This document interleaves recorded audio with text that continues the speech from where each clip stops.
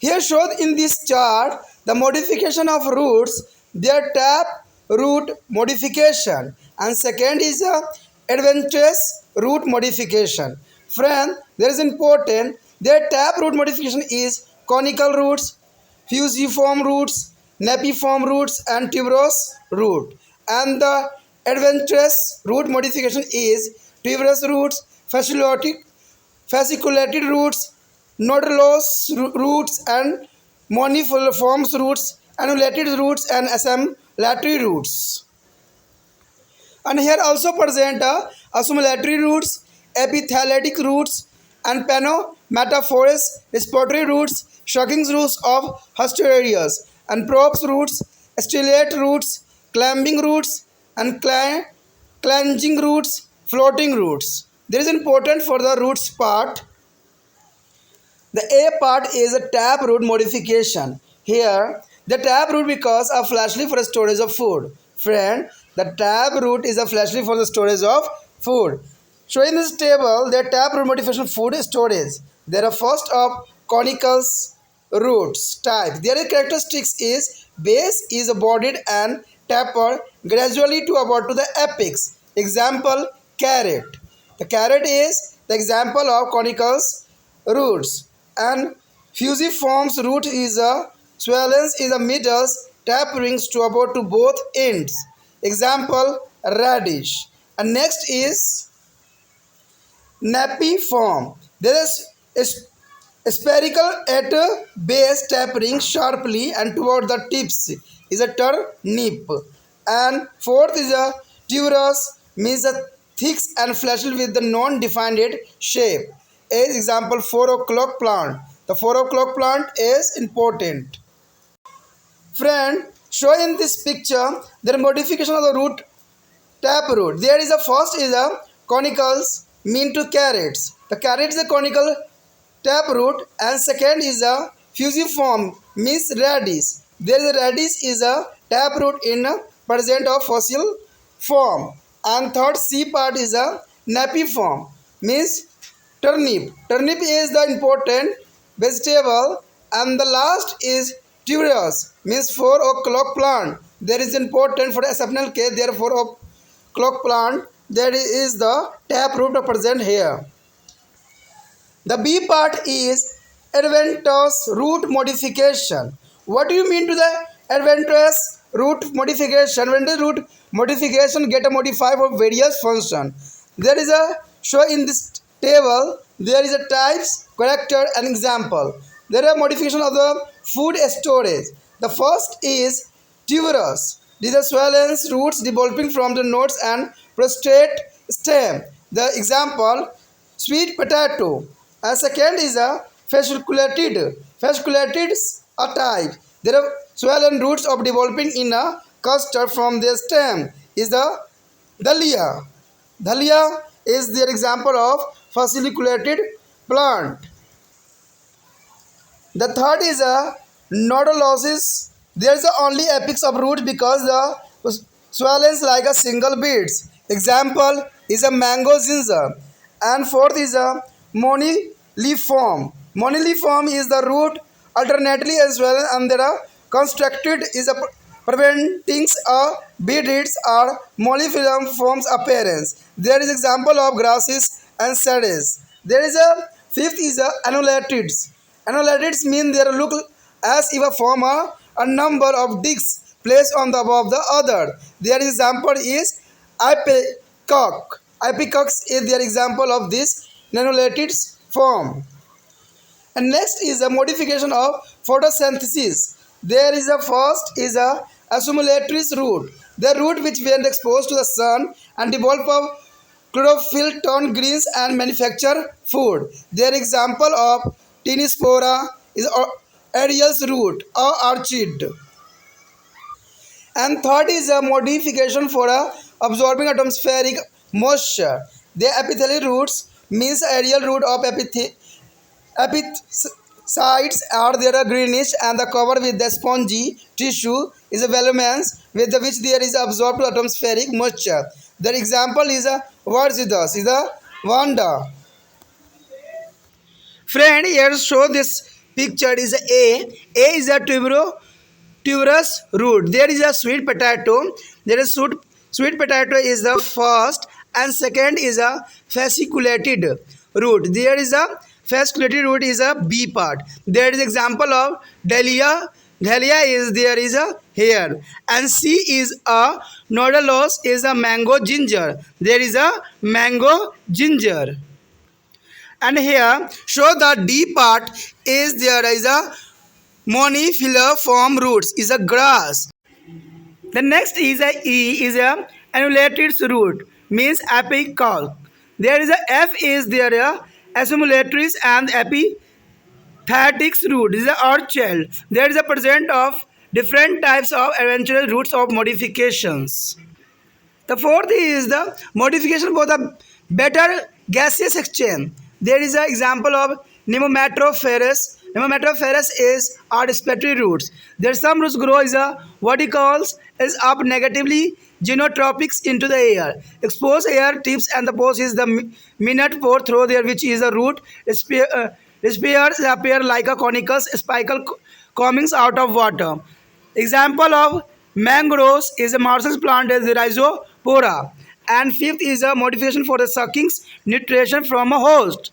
There is a modification for a sucking nutrition from a host. There is sucking roots of Hastoteria. There is a parasitic plant give out of sucking root of Hasterias which is a penetrate living host plant, and the suck food from a phloem is a Cuscuta. Cuscuta, it is example there is a sucking roots and Asterias. Here showing this picture that when the root of modification is a Nematophorus is the first, there is the mangroves plant, and second is a Cuscuta. Cuscuta is important for their parasite on the host, and there is a other B2 is a section flowing sucking roots of Asterians penetrate their host plant. The important in this picture they show the different types of plant. Root modification for a strong support. There is a modification of a strong support. Here aporo roots. Roots are developed from the tree branches and they hang downward and ultimately is a penetrate the ground. This provide to support the heavy branches. The example banana trees. The banana trees is example for the proper roots. And second is a stillet root. The extra root developing from the nodules and the near their base of stem grow to the obliques and the downward to the penetrate their soil, giving the strong anchor carriage. There is a sugarcane scrape pine. Their example. And climbing root there a big clamber twines around and the clasp to the support with the help of climbing root arising from there is a many plant and betel. The many plant and betel is the example for the climbing root.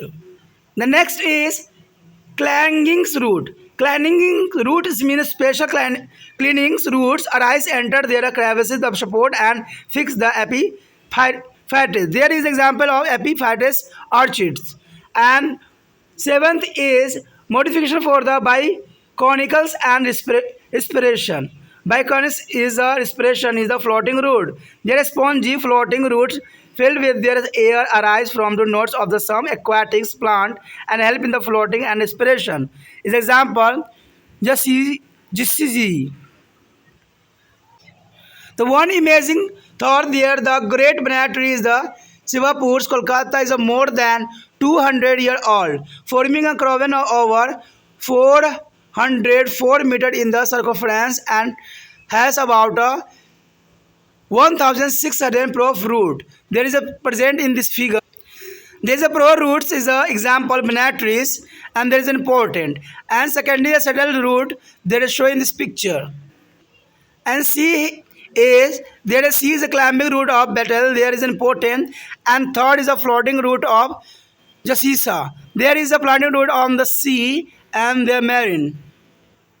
दोस्तों जो हम यहाँ पर कर रहे हैं जड़ों के रूपांतरण, देखिए जड़ों के जो रूपांतरण है वो बहुत ही महत्वपूर्ण रखता है। कहते हैं इनके नाम भी बहुत डिफ़िकल्ट होते हैं और बच्चों के लिए समझना भी बहुत मुश्किल पड़ता है, लेकिन फिर भी अगर आप बायोलॉजी के स्टूडेंट हो तो आपको तो मेहनत करना ही पड़ेगा और इसको समझना ही पड़ेगा कि आखिर होता क्या है। देखिए जड़ों को समझना अत्यंत महत्वपूर्ण है। ठीक है, मुझे तो लगता है कि आपको अगर जिस तरह समझाया जाए कि वो जैसे आपको समझ में आ जाए, तो ये चीज़ें काफ़ी इंपॉर्टेंट रखता है। जड़ों के रूपांतर पाठ देखिए क्या है, मॉडिफिकेशन कैसी होती है। सबसे पहले कहते हैं मूसला जड़ें और उपास्थि जड़ें सामान्य कार्य के अलावा विभिन्न विभिन्न जो है विशिष्ट कार्य करने के लिए कई तरह से जो है रूपांतरित हो जाते हैं। जैसे नीचे जो है तालिका में आपके समक्ष दिया गया है। कहते हैं यहाँ पर जो है एक तालिका दिया गया है, एक टेबल दिया गया है, जिसमें मूल जड़ों के रूपांतर पाठ दिखाया गया है। एक साइड जो दिखाया गया है मूसला जड़ यानी टैप रूट रूपांतरण, दूसरा तरफ दिखाया गया है जो है अपस्थानिक यानी झकड़ा जड़, एडवेंचरस रूट्स यानी रूपांतरण।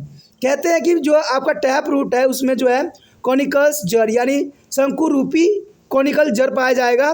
तरकु रूपी यानी फॉसी फॉर्म जड़ जो है, अगला जो है कुंभी रूपी यानी नेपी फॉर्म्स, उसके बाद है गांठ द्वार कटित यानी ट्यूबरोसिस जड़ें।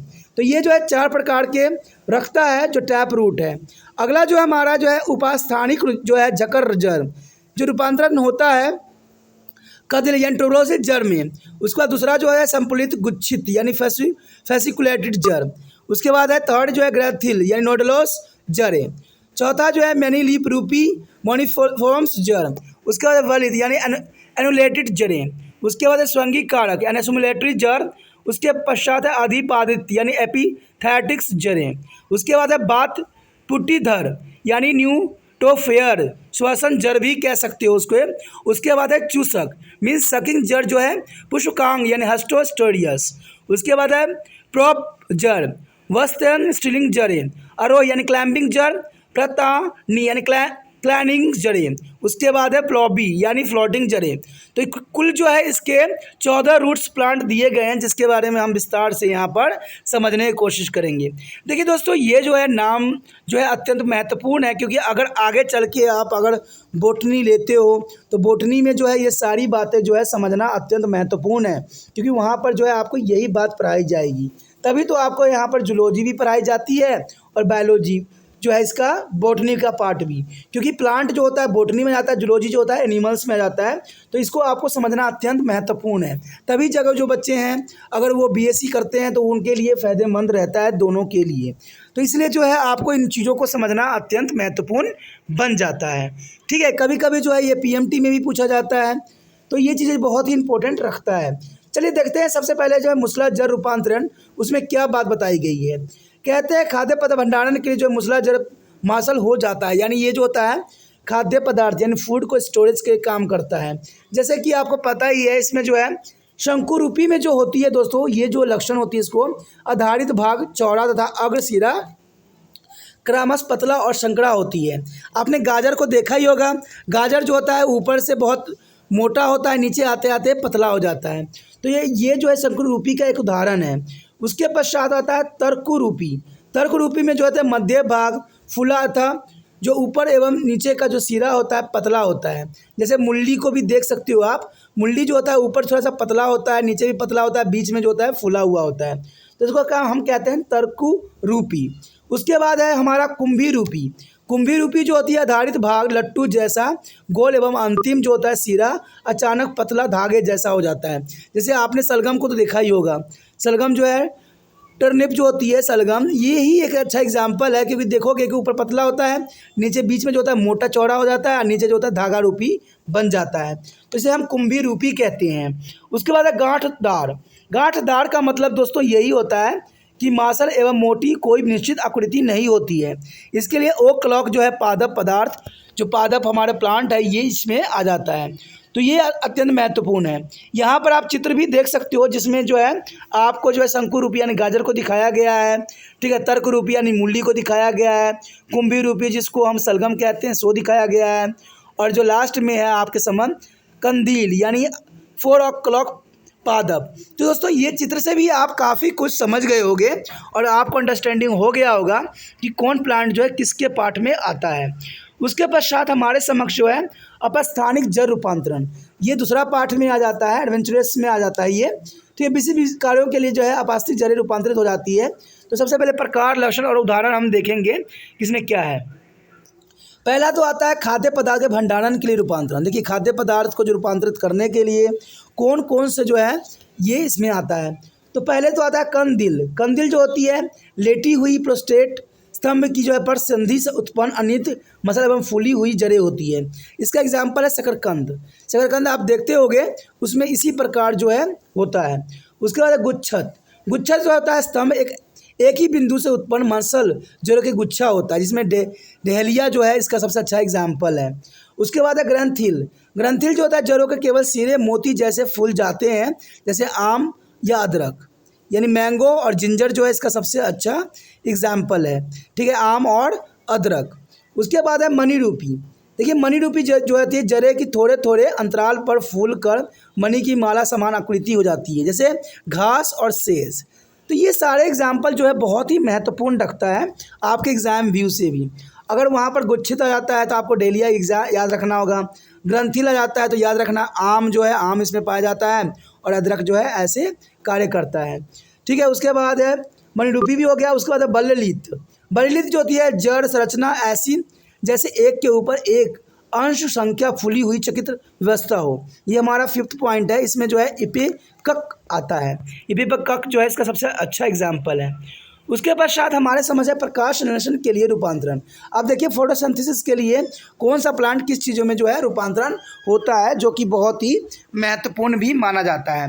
तो सबसे पहले तो हमारा आता है यहाँ स्वैंगिक कारक जड़। देखिए स्वैंगिक कारक जड़ क्या होता है, ये जड़ें प्रकाश में उद्भासित होती ही परिहरित युक्त अथवा हरी हो जाती है एवं भोजन बनाना स्टार्ट कर देती है। जैसे कि एग्जाम्पल को आपको पता है गिलोय जो होती है, गिलोय इसी तरह का आता है, जिसको हम टिनोस्पोरा भी कहते हैं, कि वह भी जड़ें इसी प्रकार से होता है। यानी गिलोय तो आपको पता ही होगा, ये कुछ बातें जो है याद भी रखना होता है। उसके बाद है वायु अंतराल का अवशोषण करने के लिए रूपांतर। देखिए वायु मंडलीय अंधरता को अवशोषण करने के लिए जो है ये पौधे किस प्रकार जो है अपने आप को रूपांतरित करती है।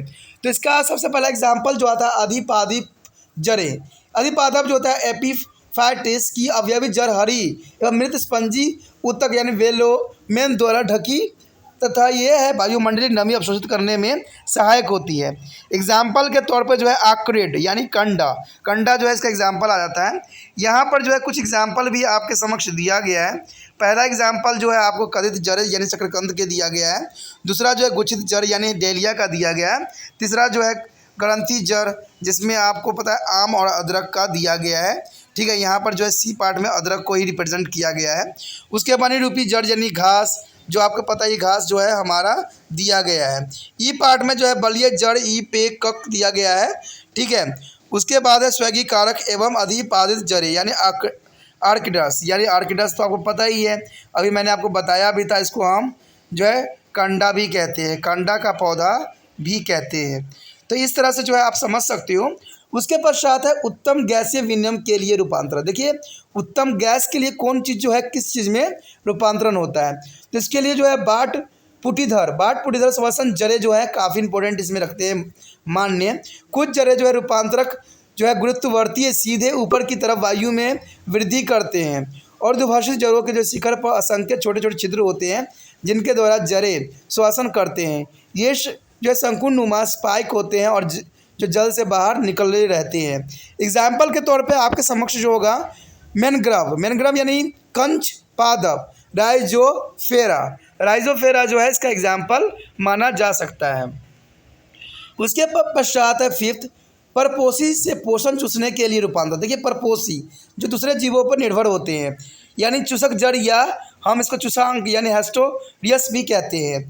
ये परजीवी जो होते हैं पौधे के तने से विकसित चूसक जड़ें यानी जीवित परपोषी यानी होस्टर पादप शरीर को भेद कर जो है पोषण उनसे चूस लेते हैं। जैसे अमरवेल, कष्टकुटा यानी इसको हम कष्टकुटा कहते हैं, अमरवेल हिंदी में अमरवेल कहते हैं। ये पौधा जो है आपके आसपास कहीं भी मिल सकता है, या इसको आप आसानी से भी देख सकते हो। ये एक तरह से पैरासाइटिड कहलाता है। जैसे आप चित्र में भी देख सकते हो, यहाँ पर अपासी जड़ से रूपांतरित जो है मैनग्रोव पादप के जो है बट्टीधर जड़ पहला पाया गया है। ठीक है, बट्टीधर जड़ के रूप में दिखाया गया है। दूसरा जो है कष्टकुटा यानी आपके समक्ष जो है अमरवेल दिखाया गया है। ठीक है, ये परपोषी होते हैं। और तीसरा जो है काट में परपोषी स्तंभ को भेदती हुई परजीवी चूसक जड़ यानी मुस्कांग। तो ये सारी चीज़ें जो होती है काफ़ी इंपॉर्टेंट है। आपको डायग्राम के साथ साथ चित्र भी याद रखना बहुत ज़रूरी है, और उसको समझना भी अत्यंत महत्वपूर्ण रखता है। उसके बाद मजबूत आधार प्राप्त करने के लिए रूपांतरण। देखिए मजबूत आधार करने में सबसे पहले स्थान तो आता है प्राप्त जड़ यानी प्रोजरे यानी स्कंद। वृक्षों की शाखाओं में जो है उत्पन्न जड़ें नीचे लटकी हुई वृद्धि करके जमीन में धंसकर भारी शाखाओं को सहारा देता है। इसका सबसे अच्छा एग्जाम्पल है बरगद यानी ब्रैंड ट्री। ठीक है, बरगद जो है अत्यंत महत्वपूर्ण होता है। इसको देखोगे कि जड़ जो उसके होते हैं धंस जाते हैं ऊपर से निकल के टहनियों में से और उनको सहारा प्रदान करता है। और कहते हैं ये कई सालों तक जीवित भी इन्हीं कारणों से रहते हैं। उसके बाद है अवस्तंभ जड़ें यानी तनों के आधारी भाग के समीप से जो है पश्च संधि से अनेक जड़ें उत्पन्न होते हैं। तर्क रूप से जो वृद्धि करती हुई जो है मृदा में धंस जाती है तथा प्रबल सहारा प्रदान करती है, जैसे गन्ना, कवेरा। तो सारे सब एग्जाम्पल है। अगर कवेरा के बारे में आपको नहीं पता है तो गन्ना के तो जड़ें आपको पता ही है। गन्ना तो बहुत ही आसानी से दिखता है। गन्ना के देखोगे ना तो ऊपर वाला पार्ट भी जड़े के रूप में रूपांतरित होकर उसको सहारा देता है। अगर आपने कभी देखा हो तो आपको पता होगा। उसके बाद आरोही जड़ यानी कमजोर तने वाले आरोही पौधों को जो है पश्च संधियों से उत्पन्न जड़ें आधार या सहारे पकड़कर या चिपक कर सरों में मदद करती है, जैसे मनी प्लांट। ठीक है, मनी प्लांट आपने देखा होगा, या पान के जो पेड़ होते हैं वो इसी प्रकार के पौधे होते हैं जो कि इनको सहारा देते हैं। उसके पश्चात है प्रतानी जड़। प्रतानी जड़ का मतलब होता है कुछ विशेष अवस्थानिक जड़ें तने की जो है दरारों या उभारों में धंसकर अधिपादित पौधों को स्वीकृत करती है, यानी अधिपाद यानी एपीफैथिस इज द ऑर्किड्स इसका एग्जाम्पल माना जा सकता है। ठीक है, उसके बाद है हमारे समक्ष जो है उत्प्लावन, तैरने एवं श्वसन हेतु रूपांतर। देखिए तैरने वाला जो पौधे होते हैं फ्लैपी जड़ होते हैं यानी फ्लैपी उनकी जड़ें होती हैं। कुछ जलीय पौधों को जो है पर्व संधि से स्पिंजिस वायु से भरी प्लावित जड़ें उत्पन्न होती है। ये पौधों के जल पर जो है तैरने के लिए सहायक होती है ताकि पौधे सांस ले सके, जैसे जुसिया जो है इसी प्लांट के अंतर्गत आता है। कहते हैं शिवलपुर कोलकाता का एक प्रसिद्ध बरगद का पेड़ जो है 2 साल पुराना है, जिसके शिखर की परिधि 404 मीटर तथा 1600 स्कंद यानी प्राप्त जड़ें हैं, जो कि काफ़ी इसको विशिष्ट बनाता है। बरगद के पेड़ जैसे कि आप देख सकते हो जिसके बारे में भी चर्चा की गई थी जो कलकत्ता में है, कुछ इसी प्रकार की होती है और देखने में कुछ ऐसा ही प्रतीत होती है। तो ये बहुत काफ़ी इम्पोर्टेंट है। दूसरा जो है स्तंभ रूपी जो है जिसका नाम आपको पता ही होगा, गन्ना है। गन्ना में देखिएगा पहले तो जड़ पूरी तरह से जो है आ रखी है, फिर उसके अगले पार्ट में भी जड़ रूपांतरित हुआ है इसको सहारा देने के लिए। तो कहते हैं आप डायग्राम से भी बहुत कुछ समझ सकती हो। उसके पश्चात हमारे समक्ष है आरोही यानी पान जैसे जड़ है, आप देख सकते हो। आरोही पौधा जो होता है पान के पौधे होते हैं जो एक दूसरे के सहारे देकर आगे बढ़ते हैं। उसके पश्चात जो है पलाबी जड़ यानी जो है जुसिया जो होता है पानी में तैरने वाला पौधा है। ठीक है, और नीचे जो होता है इसका जड़ जो होता है मिनरल सारे प्राप्त करते हैं। तो ये काफ़ी अच्छा एग्जाम्पल है।